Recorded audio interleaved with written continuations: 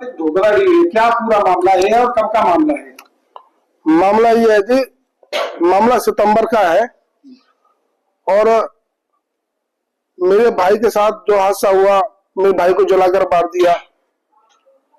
तो मेरे भाई के जाने के बाद मेरे भाई की जो घरवाली थी वो चली गई बच्ची को छोड़ के, कि भाई अब मैं अपने घर जाऊंगी, मेरे बस की नहीं है, आप यहाँ रहना। और मेरे परिवार वाले मुझे नहीं छोड़ना चाहते। मैंने कहा ठीक है जी। मेरी 5 साल की बेटी, जो मेरे भाई की लड़की थी, मैं उसको बेटी मानता हूँ। मैं भतीजी का कोई चक्कर नहीं, मेरी बेटी है, वो मेरे प्राण है। अब उस बेटी के आलन पालन की मुझे दिक्कत आ रही थी।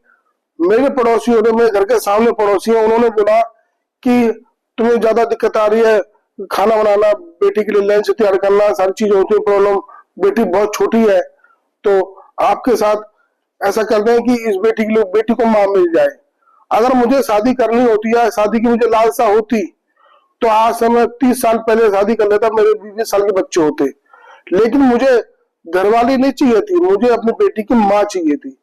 तो मैंने सोचा मेरी बेटी की माँ आ जाएगी तो मैं जो तो बाहर लव जिहाद के, गौ माता के और सनातन के काम करता हूँ, उसमें मुझे और ज्यादा काम करने की क्षमता मिल जाएगी मुझे। मैं काम, भतीजी हूँ लेकिन मेरी बेटी है मैं। हाँ, तो उसमें क्या है, मैंने जो है, मैंने ठीक है जी, पड़ोसी को बोल दिया ठीक है आप देख लो।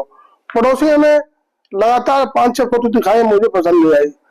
फिर पड़ोसी के सामने, जो सामने वाले पड़ोसी है, उन्होंने बोला कि एक लड़की है, उसको हम अपने घर दिखाएंगे, आप देख लेना। तो पड़ोसी के साला है बंटी, अलीगढ़ में रहता है। पड़ोसी क्या नाम? पड़ोसी का नाम पंकज है और हरी सिंह है। तो हरी सिंह का लड़का पंकज, पंकज का साला है बंटी, अलीगढ़ में रहता है। उसने बोला कि आप, एक लड़की है, उसको हम अपने घर बुलाते हैं, आप देख लेना उसको भी। मैंने देखा तो उसकी लगभग 38-40 साल की करीब लड़की की उम्र थी। तो मुझे ठीक है, मैंने कहा ये उम्र पर्याप्त रहेगी, कोई दिक्कत नहीं।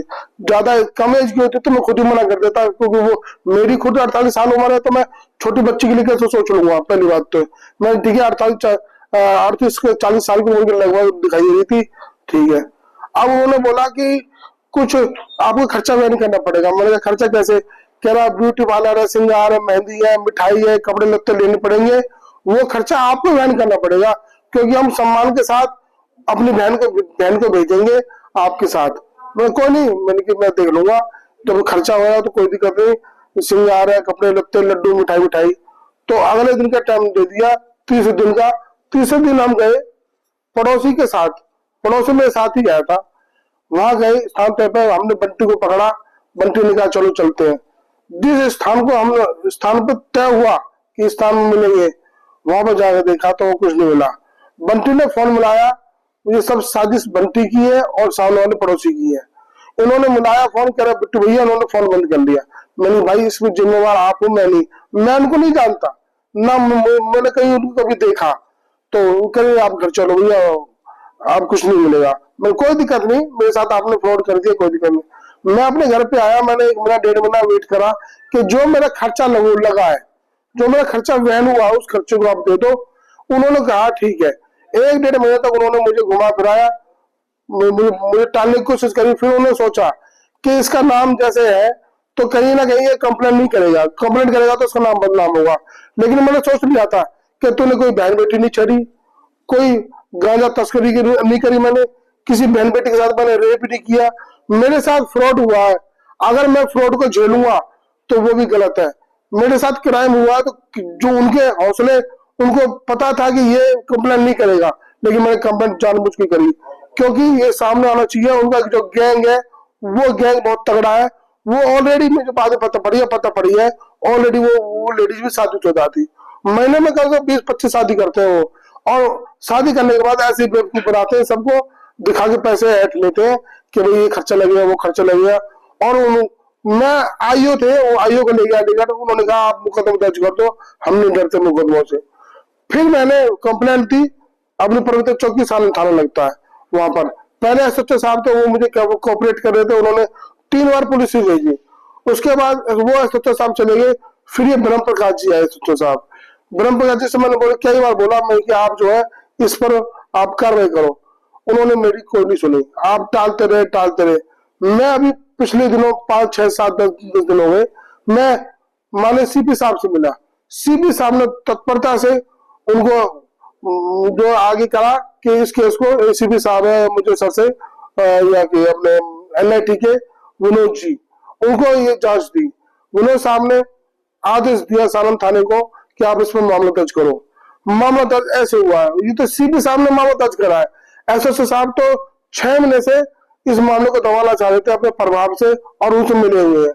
लोग कह रहे हैं कि एसएचओ साहब क्यों मिले हुए हैं, आप जैसे क्वेश्चन कर रहे हैं, सभी पूछ रहे हैं। एसएचओ साहब के हॉस्पिटल में, एसएचओ साहब का बहुत बड़ा हॉस्पिटल है, उस हॉस्पिटल में एसएचओ साहब के वो लड़का सामने वाला जो पंकज है, जो बंटी का जीजा है, हॉस्पिटल में जॉब करता है।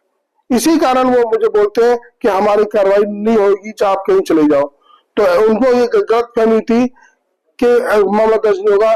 हमारे माननीय सीपी साहब ने मेरी सुनी और उस पर मामला दर्ज हुआ कल की डेट में। अब लोग बड़े बड़े मीडिया में चला रहे हैं जिनको जानकारी नहीं है कि बिट्टू बलवंत के साथ ठगी हुई है। ठगी तो हुई है, दो सच्चाई है, लेकिन कह रहे घरवाली भाग गई, 120 लेके 1,20,000 लेके। अरे आई होगी जो तो भगेगी, वो आई नहीं है, भगेगी कहाँ से? पैसे कितने दिए आपने? पैसे इस बात के दिए, तो कुछ पैसे दिए जो मैं पेटी में करे हैं 30,000 रुपए ब्यूटी पार्लर के नाम से, मेहंदी के नाम से, कि भाई हम मिठाई लेना चाहिए, आपकी बेटी आएगी उसको हम कपड़े देंगे। हमारे पास इतना खर्चा नहीं है कि हम कपड़े लगते या कोई मेहंदी का या ब्यूटी पे श्रृंगार है, मिठाई को खाना वाना बनेगा हमारे घर में, तो हम चाहते हैं इज्जत के साथ आपको भेजें, तो उसका खर्चा आपको देना पड़ेगा। मतलब कोई दिक्कत नहीं है, वो खर्चा मैं देख लूंगा। सबकी बहन बेटी का मान सम्मान है, तुम्हारा सम्मान तो हमारा सम्मान है। तो इस लोग खिलाफ इसमें मामला दर्ज है? 5-6 लोग हैं इसमें। तो आप क्या चाहते हैं, क्या कार्रवाई होनी चाहिए? बस जैसे ही मेरी लोग हंस रहे हैं, वीडियो बना रहे हैं, जैसे मैंने किसी की गाय मार दी हो या किसी बहन बेटी को लेके भाग गया हूँ, उन आरोपियों की भी फोटो ऐसे वायरल होनी चाहिए जैसे मेरी वीडियो वायरल हो रही है। एक बात और मेरी सोचने की, भैया 6 महीने तो कुछ नहीं हुआ, अब आप मुझे बताओ बैठ के टेबल में 50 आदमी कि वो वीडियो जो आरोपी पक्ष की प्रशासन के पास कैसे पहुंच गई?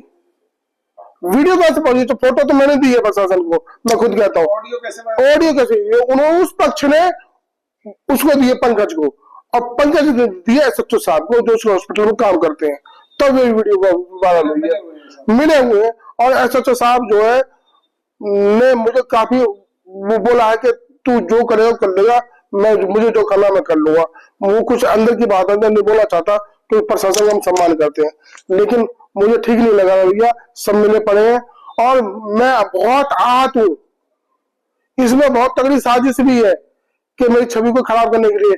ना मैंने किसी गाय मारी, ना मैंने चोरी डकैती करी, ना किसी बहन बेटी को मरने की गए आज तक।